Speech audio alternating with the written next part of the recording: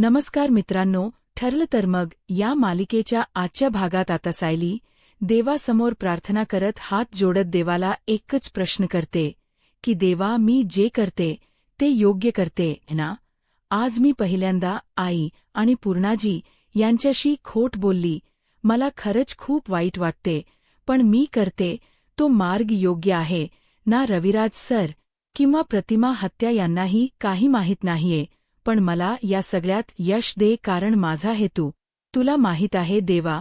या सगळ्यात मला यश मिळेल ना? मला तुझ्या साथीची गरज आहे, मला तुझ्या पाठिंब्याची गरज आहे देवा, मला आशीर्वाद दे, असं म्हणत सायली देवाला प्रार्थना करते. आणि त्याचवेळी गणपती बाप्पांच्या डोक्यावरच फूल खाली पडत. आता सायलीला देवाचा कौल मिळालेला असतो, देवाचा हुकार, त्याचा आशीर्वाद मिळालेला असतो. ते पाहून सायली खूप खुश होते. तर दुसरीकडे पाहायला मिळत कल्पनात ताईंनी सांगितल्याप्रमाणे आता प्रतापराव अश्विनशी बोलायचं ठरवतात आणि अश्विनला भेटण्यासाठी आलेले असतात. अश्विन म्हणतो, डॅड, आज तुम्ही अचानकच मला भेटायला? तर प्रतापराव म्हणतात, नाही रे, काही नाही. म्हटलं तुला भेटावं, तुझ्याशी थोडं बोलावं यासाठी आलोय. तर अश्विन म्हणतो, माझ्याशी बोलायला डॅड?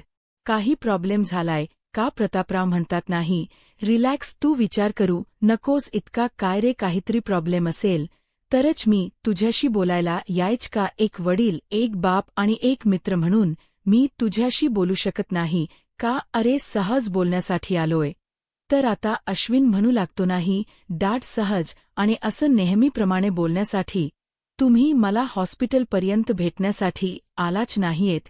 मला माहीत आहे तुम्ही प्रियाबद्दल बोलण्यासाठी आलाय ना? प्रियाने आतापर्यंत इतके प्रॉब्लेम केलेत की या सगळ्याला माफी तर नाहीच, परंतु या सगळ्यामुळे फक्त तुम्हाला त्रास होतोय. तर प्रतापराव म्हणतात, नाही, प्रियाच आणि माझं काही देणं घेणं नाही. प्रियाने तिच्या आयुष्यात काय केलंय, तिने काय चुका केल्यात, याच्याशी माझं काहीच देणं घेणं नाही. पण तुझं आणि माझं नातं मात्र आहे ना? आपण बाप लेक आहोत. मग तुला हे सगळं काही मला सांगावंच नाही का वाटलं? या गोष्टीच वाईट वाटते की हे सगळ्या गोष्टींबद्दल मला तुझ्या मम्माकडून कळालं. अश्विन, अरे, तुला सांगता आलं नाही का? अश्विन म्हणतो, डॅड, पण तुम्ही त्यावेळी नव्हता. प्रतापराव म्हणतात, पण फोन तर होते ना? अश्विन, अरे, एक फोन केला असतास आणि म्हणाला असतास की डॅड, मला तुमच्याशी बोलायचं आहे, तर माझी सगळी काम सोडून मी तुला भेटण्यासाठी, तुझ्याशी बोलण्यासाठी नक्की आलो असतो.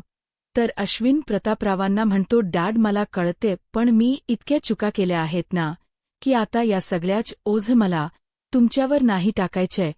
तर प्रतापराव अश्विनला समजावत म्हणतात, पण अश्विन, तुम्ही मुलं मनमोकळेपणाने आमच्याशी बोलत नाही, आम्हाला काही सांगत नाही, या गोष्टीचा ओझं वाटतंय आम्हाला. अरे, तुम्ही मुलं तुमच्या मनातील भावना आम्हाला का नाही सांगत? तुमचं मन हलकं का करत नाही? तुमच्या आयुष्यातल्या प्रत्येक गोष्टीत तुम्ही तुमच्या आई-वडिलांना सहभागी करून का घेत नाहीत? अश्विन, अरे, मला सांग, कुठल्याही परिस्थितीत आम्ही तुमच्या पाठीशी खंबीरपणे उभे राहणार आहोत, हा विश्वास तुम्हाला का वाटत नाहीये? प्रतापराव अश्विनला समजावत म्हणतात, अश्विन बाळा, मला तुमच्या बाप होण्यापेक्षा मित्र व्हायला नक्कीच आवडेल. अश्विन, माझ्याशी सगळं काही शेअर कर, मला सगळं काही खरं सांग, माझ्या आणि तुझ्यामध्ये कुठलाच पडदा ठेवू नकोस. अश्विन, मला सांग, मला तुला त्या प्रियाबद्दल आणि तिच्या त्या बाळाबद्दल काय वाटतंय? तुझं मन व्यक्त कर, मन मोकळं कर. अश्विन, तर अश्विन प्रतापरावांना म्हणतो, डॅड, मी अगदी मनापासून सांगतोय की प्रियाबद्दल किंवा तिच्या पोटात वाढणाऱ्या त्या बाळाबद्दल मला काहीही वाटत नाही आणि माझा ठाम विश्वास आहे आणि माझा ठाम मत आहे की तिच्या पोटात वाढणार बाळ हे माझं नाहीये. तर त्यानंतर प्रतापराव अश्विनला म्हणतात, अश्विन, हे बघ, घरात तू सगळ्यांना सांगितलेस की प्रियाचा विषय काढायचा नाही, प्रियाचा विषय यापुढे या घरात बंद, पण तुझ्या मनातून किंवा तू तुझ्या मनात तो विषय अजूनही बंद केला नाहीच आहेस. तुझ्या मनात अजूनही प्रियाचा विषय आहेच हो ना? अरे, एखादी मुलगी वाईट वागली म्हणून जगातील सगळ्याच मुली वाईट नसतात. अश्विन, तर अश्विन प्रतापरावांना म्हणतो, पण डॅड मला आता कोणावरच विश्वास ठेवायचा नाहीये. प्रतापराव अश्विनला म्हणतात, अश्विन, तू तेव्हाच या सगळ्यातून बाहेर पडू शकतोस जेव्हा तुझ्या आयुष्यातली ही मोकळी जागा कोणीतरी भरून काढेल. तर अश्विन म्हणतो, नाही डॅड, प्लीज प्लीज, तुम्ही असा विचार करू नका, हे जवळजवळ अशक्य आहे. प्रतापराव म्हणतात, जवळजवळ ना, पण अशक्य तर नाहीये ना. अश्विन, अरे माझं ऐक, या सगळ्यातून बाहेर पड. तुला जर काही शंका असतील तर मला विचार. तुला जर रडावसं वाटलं तर माझ्या खांद्यावर डोक ठेवून हो तेवढं रड, पण असं मनातल्या मनात झुरत जाऊ नकोस, मनातल्या मनात स्वतःला कोंडून घेऊ नकोस. आता मात्र अश्विनचे अश्रू अनावर होतात आणि शेवटी तो प्रतापरावांच्या खांद्यावर डोक ठेवून खूप रडत असतो. प्रतापराव अश्विनच्या डोक्यावरून मायेचा हात फिरवतात, त्याला शांत करतात. अश्विनची ती अवस्था पाहून प्रतापरावांनाही खूप वाईट वाटतं. अश्विन प्रतापरावांना म्हणतो, थँक यू डॅड, माझ्या आयुष्यात पुढे काय होईल मला नाही माहीत, पण तुमचा हात माझ्या पाठीवर आहे. हे पाहून खरंच खूप बरं वाटलं आणि आता सगळ्यात जास्त कॉन्फिडन्स आला आहे. तर दुसरीकडे किल्लेदारांच्या घरी आपल्याला पाहायला मिळतं सायली आणि अर्जुन आता प्लॅनसाठी बाहेर पडलेले असतात. अर्जुन सायलीला समजावतो आणि म्हणू लागतो, हे बघ, आपण जसं प्लॅन केलेय तसंच सगळं काही व्हायला पाहिजे. तू अचानकच मध्ये प्लॅन चेंज करू नकोस. सायली म्हणते, हो काळजी करू नका, मी प्लॅन वगैरे चेंज करणार नाही. तर अर्जुन पुढे सायलीला म्हणतो, आणि हो, तर जर तुला काही असं वाटलं किंवा काही भीती वाटली किंवा वेगळं वाटलं तर लगेच तू मला फोन करायचा, मी मागेच असणार आहे. सायली म्हणते, हो करेन, कारण अर्जुन खूप घाबरून गेलेला असतो. त्याला सायली आणि त्याच्या बाळाची काळजी वाटत असते.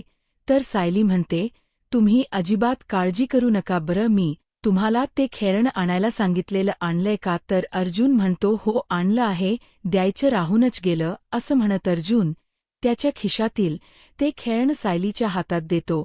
आता ज्यावेळी हातात ते खेळणं असतं त्यावेळी सायलीला ते बोलणं आठवतं. अर्जुन सायलीला म्हणालेला असतो, तन्वी, डोंट क्राय, का रडतेस तू सॅटर्डेला ये ना. तर सायली म्हणते, नाही, मला आत्ताच राहायचं आहे. तर अर्जुन तिला विचारतो, तुला माझं हे खेळणं हवंय. त्यावेळी तन्वी होकार देते. अर्जुन ज्यावेळी त्याच्या हातातील ते खेळणं तन्वीला देतो त्यावेळी ती खुश होते आणि घरी जायला तयार होते. आणि मग ती तिच्या आई वडिलांसोबत म्हणजे रविराज सर आणि प्रतिमा हत्या यांच्यासोबत घरी जायला निघालेली असते. आता हे सर्व क्षण सायलीच्या डोळ्यासमोर असतात. ते सगळं बोलणं तिला आठवत असतं, पण चेहरे मात्र स्पष्टपणे दिसतही नसतात. तर त्याचवेळी रविराज सर आणि प्रतिमा हत्या येतात. तर रविराज सर म्हणतात, चला निघायचं का. तर सायली म्हणते, हो निघायचं. सायली तिच्या हातातील खेळण लगेच पर्समध्ये ठेवते. तर आता अर्जुन म्हणतो, मला सुद्धा एक काम आल, मला निघावं लागेल. रविराज सर म्हणतात, बरं ठीक आहे. आता अर्जुन तिथून निघून जातो. तर आता प्रतिमा हत्या सायलीला म्हणतात, सायली बाळा, तू पुढेच बस, म्हणजे तुला जास्त हादरे नाही बसणार, कारण मागे खूप त्रास होईल. तर सायली म्हणते, नाही नको, तुम्ही दोघेजण पुढे बसा, मी मागेच बसेन. तर प्रतिमा हत्या आणि रविराज सर सायलीला म्हणतात, अगं का. सायली म्हणते, नाही असेच, आणि आता मला पुढे बसावंस नाही वाटत आहे, आणि आता आपलं ठरलं ना की मला जसं वाटेल तसंच आपण करणार आहोत. प्रतिमा आत्या म्हणतात, बरं ठीक आहे. असं म्हणत सायलीच्या मनाचं ऐकतं. सायलीला जसं हव्य तसं करत प्रतिमा आत्या आणि रविराज सर सायली सोबत बाहेर निघालेले असतात. आता रविराज सरांची गाडी स्टार्ट करत ते तिथून निघून जाताच लगेच राकेश त्या ठिकाणी येतो आणि जे जमिनीवर पडलेलं ऑइल असतं ते हाताला लावत त्याचा स्मेल घेत म्हणतो, रविराज, प्रतिमा आणि तन्वी, तुम्हा तिघांनाही बाय बाय असं म्हणत तो मोठमोठ्याने हसू लागतो. आणि त्याने केलेलं कारस्थान त्याला आठवतं, कारण सगळ्यांच्या नकळतच मोठं षड्यंत्र रचलेलं असतं. तर आता राकेश म्हणतो, आता थेंब थेंब करून सगळं ब्रेक ऑइल संपेल आणि मग गाडी धडाम असं म्हणत राकेश खुश होतो. राकेश म्हणतो, ही बातमी लवकरात लवकर पप्पांना द्यायला हवी. असं म्हणत राकेश आता नागराजला फोन करायचा ठरवतो. तर दुसरीकडे सायली ज्या रस्त्याने सांगते त्याच रस्त्याने रविराज सर, प्रतिमा हत्या आणि सायली निघालेले असतात आणि त्यांच्या मागोमाग अर्जुनचीही गाडी असते. आता अचानकच सुसाट्याचा वारा सुटलेला असतो. रविराज सर म्हणतात, अचानक वारा कसा काय सुटलाय प्रतिमा? ते म्हणतात, कदाचित पाऊस यायचं वातावरण होत असेल, पाऊस येणार असं वाटतं यावर्षी, तर खूपच पावसाला उशीर झाला आहे. तर आता रविराज सर म्हणतात, पाऊस नाही, मोठं वादळ येणार असं वाटते. असं म्हणत रविराज सर निघालेले असतात. तर आता अर्जुनची ही गाडी मागोमाग असते.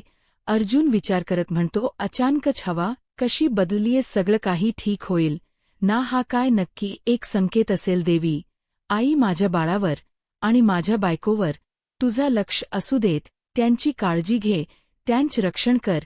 असं म्हणत अर्जुन देवी आईला प्रार्थना करतो. रविराज सरांना सायलीची काळजी वाटत असते, कारण जोराचा वारा सुटलेला असतो आणि या परिस्थिती सायलीला बाहेर घेऊन जाणं. आणि म्हणूनच रविराज सर सायलीला म्हणतात, सायली, आपल्याला याच रस्त्याने पुढे जायचं आहे ना? तर सायली म्हणते, हो, आपल्याला याच रस्त्याने पुढे जायचं आहे.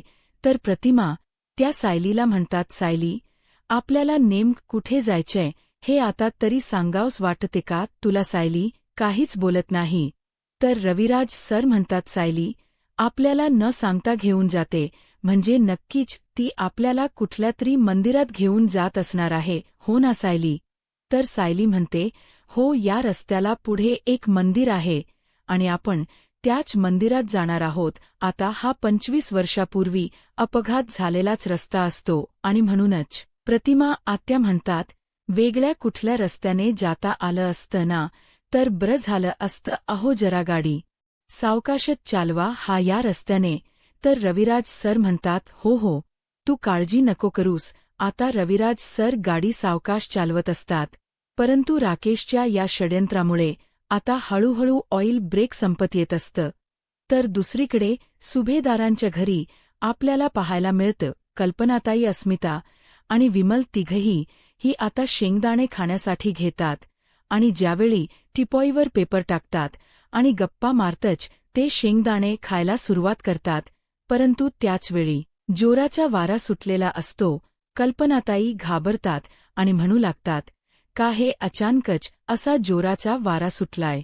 वातावरणात सुद्धा खूप बदल झालाय, नक्की काय झालं असेल? तर अस्मिता म्हणते, काहीच कळत नाहीये, पावसाचं वातावरण झालं असावं का? आता मात्र कल्पना ताईंच्या मनात कुठेतरी भीती वाटत असते. तर आता विमल म्हणू लागते, मी दरवाजा आणि खिडक्या बंद करते. असं म्हणत विमलताई दरवाजा आणि खिडक्या बंद करतात, परंतु बाहेर खूप जोराचा वारा सुटलेला असतो आणि या परिस्थितीत सायली, रविराज सर आणि प्रतिमा हत्या त्याच अपघाताच्या दिशेने निघालेल्या असतात. आता तसं अंतर पार होत असतं तसं सायलीला तिचा भूतकाळ आठवू लागतो. सायलीला रविराज सर सीटवर बसून गाडी चालवत असतानाचे तिचे वडील आठवतात, प्रतिमाहत्या आठवतात आणि त्यानंतर लहानपणीचा तिला भास होतो. लहान तन्वी आपल्या बाजूला बसलेली आहे, तिच्या हातात टॉय आहे. हे सगळी दृश्य सायलीला आठवू लागतात. अपघाताच्या आधीचे सगळे प्रसंग सायलीच्या डोळ्यासमोर असतात. एक एक करून सगळी चित्र तिच्या समोर येऊ लागतात.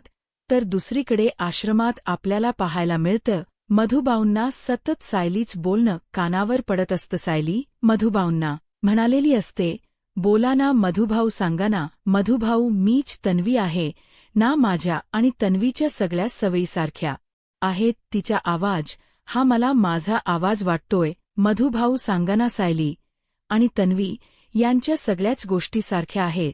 त्यांचं वागणं, बोलणं, ह्या सगळ्या गोष्टी एकसारख्या कशा का असू शकतात? तिच्या आवडीनिवडी, तिचा आवाज, हे सगळं काही मला माझं का वाटतंय मधुभाऊ? हा योगायोग तर असू शकत नाही ना? बोला ना मधुभाऊ, मीच तन्वी आहे ना? असं म्हणत सायली प्रश्नावर प्रश्न करत असते. मधुभाऊकडून उत्तर जाणून घेण्याचा ती प्रयत्न करत असते, परंतु मधुभाऊ कोमात असल्यामुळे ते काहीच बोलत नसतात. परंतु त्यांच्या डोळ्यांच्या हालचालीवरून त्यांनी होकार दिलेला असतो. सायली मधुभाऊंना म्हणते, मधुभाऊ सांगा ना, रविराज किल्लेदार यांची मुलगी. तन्वी किल्लेदार, प्रतिमा किल्लेदार यांची मुलगी. तन्वी किल्लेदार, पूर्णाजींची लाडकी. तन्वी सगळ्यांची लाडकी.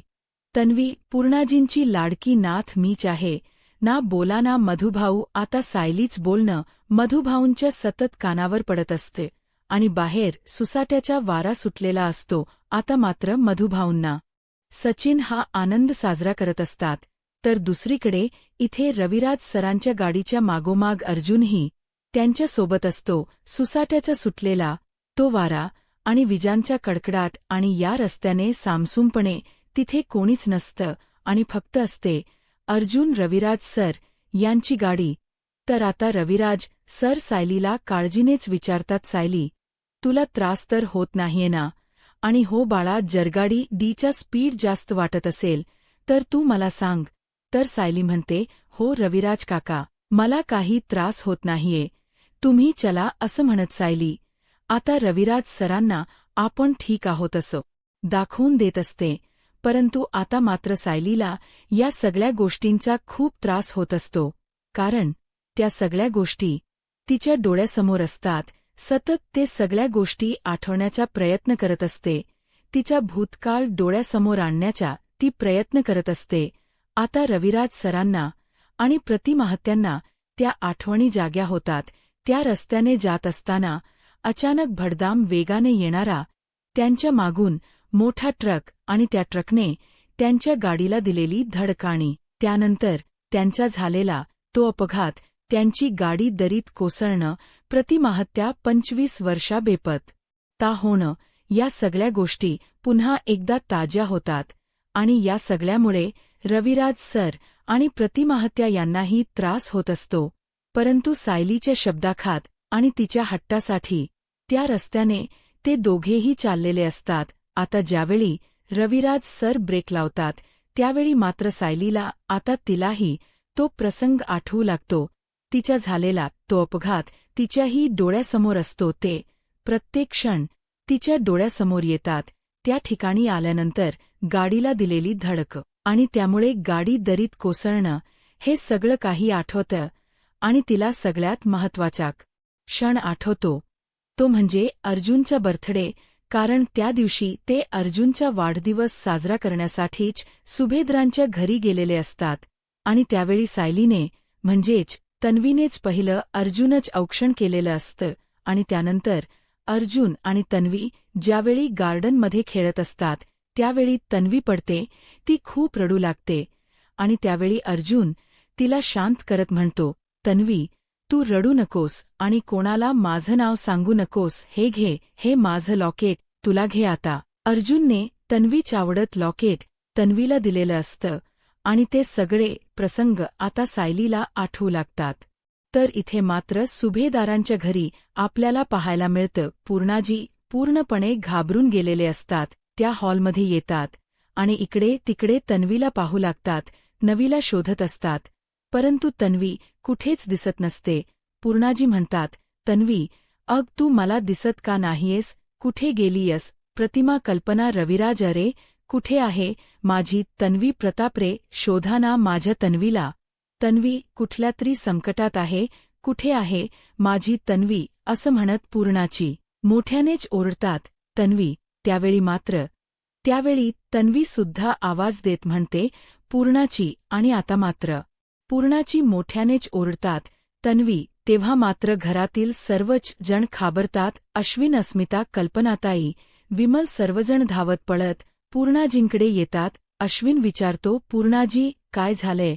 कल्पनाताई सावरतच पूर्णाजींना म्हणतात, पूर्णाई काय झालंय? तर पूर्णाजी म्हणतात, माझ्यात नवीला वाचवा कुणीतरी माझी तन्वी संकटात आहे. अस्मिता पूर्णाजींना म्हणते, आजी अग तुला स्वप्न पडल, तू शांत हो प्लीज. तर पूर्णाजी एकच बोलत असतात, माझ्यात नवीला वाचवा कुणीतरी माझी तन्वी संकटात आहे. माझ्यात नवीला माझ्या समोर घेऊन या. आता मात्र सर्वांनाच धक्का बसतो अश्विन पूर्णाजींना शांत करत म्हणतो, पूर्णाजी, तू शांत हो, रिलॅक्स हो. तुझा डोळा लागला असेल आणि तुला स्वप्न पडलं असेल, बाकी काही नाही. पण तू असा विचार नको करूस आणि कोणाला काही झालेलं नाही. आणि आपली तन्वी कुठे आहे हे माहीत नाही आपल्याला. पूर्णाजींना म्हणते, पूर्णाजी शांत हो, तू स्वतःला त्रास करू नको घेऊस. कल्पनाताई पूर्णाजींना पाणी देतात, त्यांना शांत करतात. सर्वच जण पूर्णाजींना सावरत असतात, पण त्या मात्र पूर्णपणे घाबरून गेलेल्या असतात. त्यांच्या मनात भीती निर्माण झालेली असते की आपल्या तन्वीला काही होणार तर नाही ना. आता पूर्णाजी शांत होतात आणि म्हणू लागतात, स्वप्न होत ते पण किती अभद्र स्वप्न. नाही, मला खूप भीती वाटते. तर आता कल्पनाताई म्हणतात, पूर्णा आई, तुम्ही सावरा स्वतःला. पूर्णाजी म्हणतात, नाही, मला कोणीतरी देवी आईच्या समोर घेऊन चला, त्याशिवाय माझं मन शांत नाही होणार. प्लीज मला देवी आई समोर घेऊन चला. आता सर्वच जण पूर्णाजींना आधार देत त्यांना देवी आईंपाशी घेऊन जात असतात. तर दुसरीकडे आपल्याला पाहायला मिळतं की सायलीला आता एक गोष्टी आठवू लागतात. सायलीला अर्जुनची हाक ऐकू येते. तन्वीने आवाज दिलेला असतो, अर्जुन. आणि त्यानंतर वाढदिवस साजरा करत सर्वांनीच हॅप्पी बर्थडे अर्जुन असं म्हणत त्याला शुभेच्छा दिलेल्या असतात. ते सर्व क्षण आता सायलीच्या डोळ्यासमोर असतात आणि तो झालेला अपघात, चांगल्या वाईट गोष्टी सगळ्यात तिला आठवत असतात. आता सायली खुश होते अर्जुनची आणि तिची भेट तिला आठवते. अर्जुन ज्यावेळी सायली घरी येते त्यावेळी लगेच सायलीला पाहून खुश होतो आणि म्हणतो, हाय तन्वी. तर सायलीही म्हणते, हाय अर्जुन, कसा आहेस तू. अर्जुनच्या बर्थडे निमित्त तन्वीच सुभेदनाच्या घरी जाणं आणि अर्जुनच पहिलं क्षण तन्वीने करणं. अरुणाजीने अर्जुनला त्याच्या वाढदिवसानिमित्त दिलेली भेटवस्तू म्हणजे ते लॉकेट, आणि ते लॉकेट तन्वीला आवडलं म्हटल्यावर अर्जुन एका क्षणात ते आपल्या गळ्यातील ती लॉकेट तन्वीला काढून देतो आणि म्हणतो, तन्वी, हे लॉकेट तुला आवडले ना, मग तुलाच ठेव. आता या सगळ्या गोड आठवणी म्हणजेच सायलीच अस्तित्व असतं, ख्यात नवीची ओळख असते. आणि आता सायली खुश होत म्हणते, मला पहिल्यांदा हा चेहरा इतका स्पष्ट दिसतोय. तर आता सायलीचा आनंद काही गगनात मावत नसतो. तर येणाऱ्या पुढील भागामध्ये आपल्याला पाहायला मिळतं रविराज सर्प.